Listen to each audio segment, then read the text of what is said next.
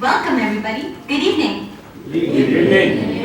Good evening. Thank you. It's an absolute honor to see a glimpse into the influence Alan has had on this world by all the people who are here tonight coming to give their support and love to all of our family. And near the end of his life, Alan was really excited that he said, one of my huge gifts in this world, Renee, is I'm a connector. I love to connect people together. And that's a huge testament to what we're witnessing today. And I've already heard stories of people who've had crazy encounters that they didn't know they were connected somehow. And just through this experience of coming to mourn together, Alan is already still helping us connect with one another.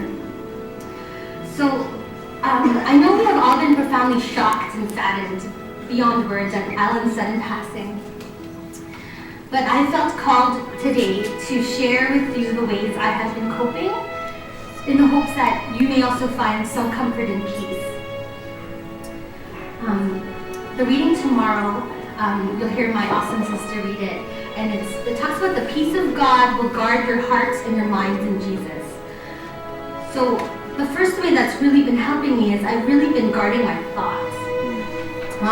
As most of you may know, Alan and I, we've been working really hard growing our business together. And a huge part of that was going to conferences and that helped us grow with personal development and leadership skills. And we were taught that we can choose our thoughts and to combat the negative with good. And so I learned from Alan to not ask the ifs and the whys and those questions that you can never learn the answers to. He actually would get mad at me. I'm like, oh, what if I did this and this? And then he used to be like, Renee, don't drive yourself crazy. Why are you asking those questions? You can't fix the past. You can't change it. So just grow from it. And he always taught me that. And so I'm choosing not to ask those questions and if onlys and those whys. And when I start to feel myself fall into despair, I combat it with something good, and I either buy the coffee for someone behind me at Tim Hortons, or I write a Facebook message that's uplifting and that helps me from falling into despair. And also, I believe there's a difference between grief and despair. And it's okay to grieve and to be sad, but there still can be hope. And despair is hopelessness. So I'm working hard not to fall into that place. The next thing I want to share with you is I really feel that even though it's sudden and tragic, I feel Alan's death was purposeful. And I also actually felt God preparing me, looking back at the past few months. Like, for example, I had a dream a few months ago that some of my best friends were coming to visit me, and that someone had died, and I was really sad. And that was just a couple months ago. And a few weeks ago, I had a dream that Alan and I were both dead, and that I had a feeling he was there before me, and he was helping me on the journey of that afterlife. And I even remember today that the last time we did music at church together, normally at communion, I was taught to think of people who might need God's peace and healing. And I normally think of friends or family that might need it. But this time the image I had in my head was an image of the cross and me kneeling in front of it beside Alan, and he was covered in blood. And I didn't understand that.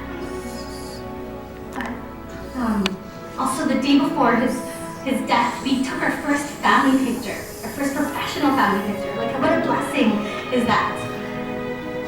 And also that last homily that Sunday, the priest said, before your spouse leaves for work, make sure you kiss for 3 to 5 seconds at least, because it might be the last time you see them.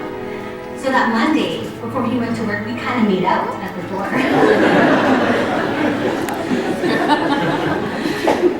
It was rated PG, sure. But the old PG, not the new PG. And I just go on and on about these snippets of how I've been almost prepared for this, if that sounds crazy. And that leads me, my next point is that I really feel there's a plan here somewhere. And I have to believe that, or else I'll fall into despair. And as soon as I heard it, that Alan was dead, from the police that came, I just felt hearing the word trust. Just trust. It's going to be okay.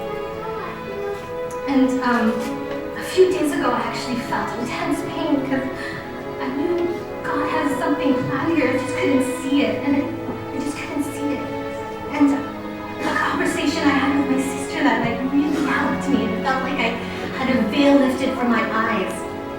And she said, I really feel like if you look around at all the outpouring of love and support and people like even just reading his blog and someone told me that, yeah, they were so inspired by his blog, they sat down that night and wrote out the goals to their life, the things they wanted to accomplish. And I just feel like in his death, he's really still helping people just to become better and to grow better.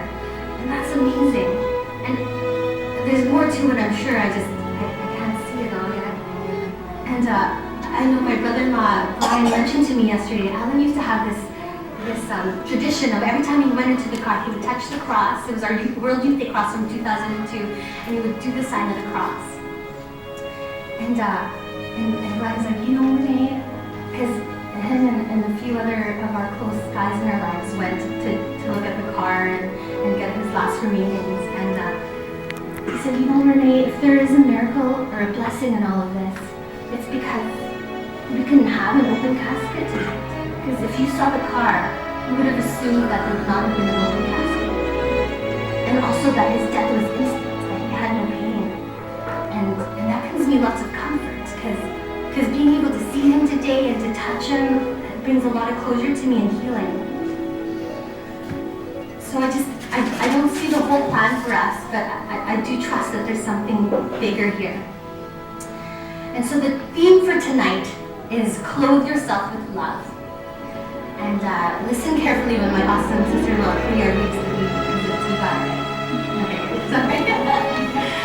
And as you can see, the whole family is wearing, we've clothed ourselves in Alan's love and legacy. We have these shirts. He wanted to rename our business Elevate.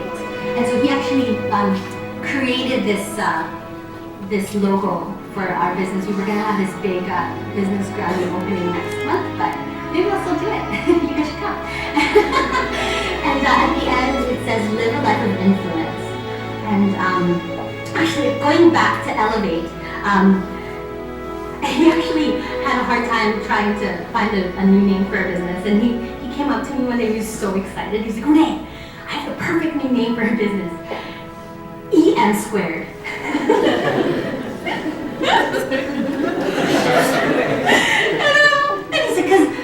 We're educators and we're mentors and we're entrepreneurs and we're marketers. EM squared, isn't that amazing? And I was like, I didn't want to squash his dream. I'm like, honey, yes, it's beautiful. But maybe not for me. It doesn't call to me. So then he ended up thinking and he found Elevate here. And so he was asking people about the meaning of Elevate. And he really liked it because in the end he's like, it's to lift someone higher. Someone higher, no matter what, whether it's in their belief of themselves or closer to God or just knowing that to strive for their dreams. He was in love with the word elevate. And so that's kind of become his motto for his life. And also last but not least is his blog. He also struggled finding a name for his blog, and so it's Life of Influence. And I really know that people have already been touched reading his blog. It's kind of funny. He was so cute when he first wrote it. He's like, oh, he wrote his first post and he's like, oh, I feel so naked. Like, I feel very vulnerable. And then his next was like, did you read my post? And it was cute seeing his insecurity a little bit. But now, like, he's happy because so many people are reading his blog. So, I guess as I look around, I see his light continuing to shine in each one of you guys here. So thank you for sharing my journey and our journey as a family. And I really believe his legacy is huge, and it's still going to unfold as we live our lives. So thank you all for coming again tonight. Thank you for journeying with our family. And I actually found a way to hack into his blog, so I might actually try to continue it with him. So. Anyways, I just thank you, and again, the theme for tonight is clothe yourself with love.